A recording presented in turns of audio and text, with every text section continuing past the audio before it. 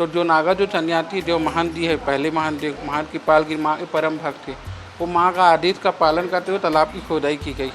और जैसे तालाब की खोदाई की गई तो उसी दौरान पानी का भराव हुआ, और जैसे पानी का भराव हुआ स्वयंभू माँ आज माँ मंदिर विराजमान है।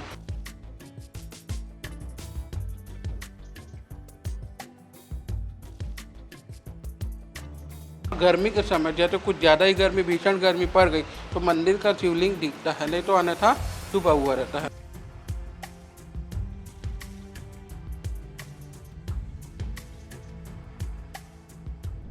इस वक्त हम राजधानी रायपुर के एक ऐसे मंदिर में मौजूद हैं जो न केवल 700 वर्षों से भी अधिक पुराना है, बल्कि इस मंदिर से जुड़ी कई सारी ऐसी मान्यताएं हैं जिसके चलते ये मंदिर देश विदेश में भी चर्चे में है।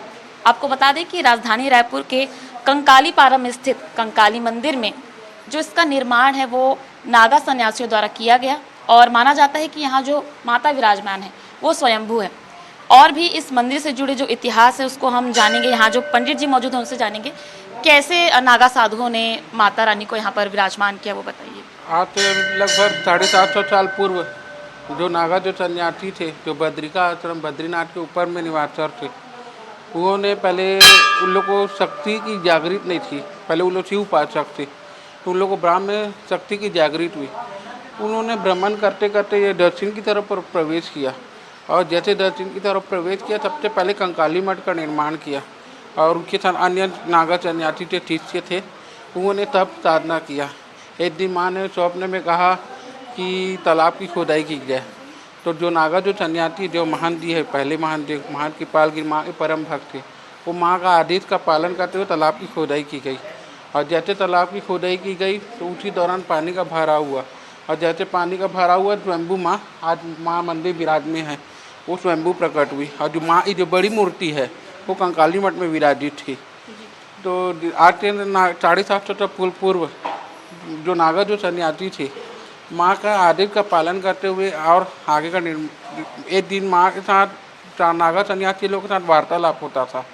उन लोग पहले माँ के साथ चौचर खेला करते थे, तो माँ को अचानक निंद्रा आ गई, और माँ के पैर में अंगूठे में जो नागा जो सन्यासी का जो वस्त्र गेहुआ वस्त्र होता है वो माँ को छू गया। तो माँ लज्जा कारण मतलब अदृश्य हो गई, वहाँ से चले गई। तो एक दिन नागा सन्यासी को एहसास हुआ कि माँ कहाँ चले गई, बातचीत नहीं हो रही, माँ दिख नहीं रही है। तो माँ ने स्वप्न में कहा कि मुझे श्री मंदिर में मतलब कंकाली यहाँ स्थापित की जाए।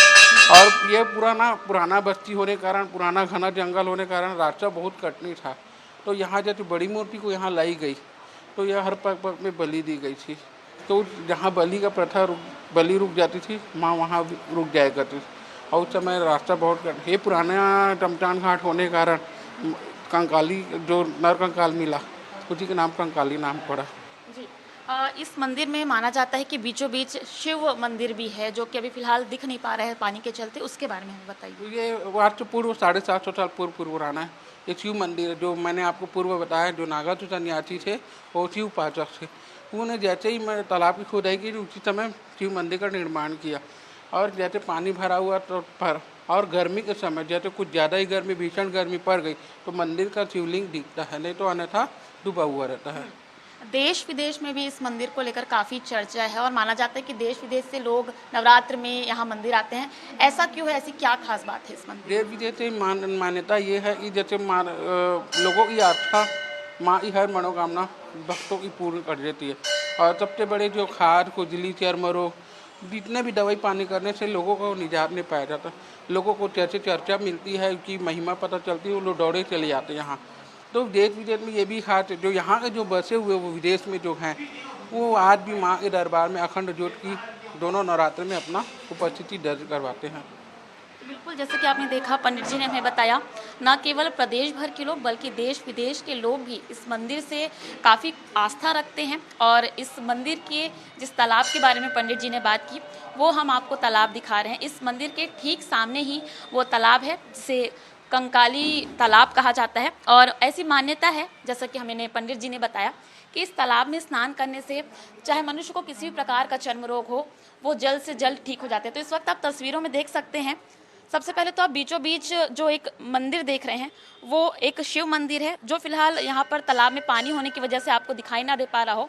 और उस शिव मंदिर को जब यहाँ पर सन्यासियों ने जब बसाया था, उसके बाद उन्हें स्वप्न आया कि ये माता रानी यहाँ पर विराजित होना चाह रही हैं। उसके बाद इस तालाब की खुदाई हुई, तालाब में जब कंकाल पाए गए, जिसके चलते इस तालाब का नाम कंकाली तालाब पड़ा और उसके बाद इस मंदिर का भी नाम कंकाली मंदिर पड़ा। पहली बार यहाँ सुना मैंने कि चर्म रोग से विशेष जो भी बीमारियाँ होती हैं वो ठीक होती हैं, तो आज मैंने भी यहाँ पे फर्स्ट टाइम भगवान के मंदिर में स्नान किया और उनको जल दिया। तो ऐसी कई मान्यताओं के साथ ये मंदिर जो है प्रदेश भर में, देश विदेश में मशहूर है। और यह मान्यता है कि हर वर्ष लोग यहाँ पर आते हैं, ज्योति कलश जलाते हैं अपनी मनोकामनाओं के लिए और माता रानी उनकी सभी मनोकामनाएं पूरी करती है। कैमरा पर्सन लखन शर्मा के साथ प्राची पांडे, IBC 24 रायपुर।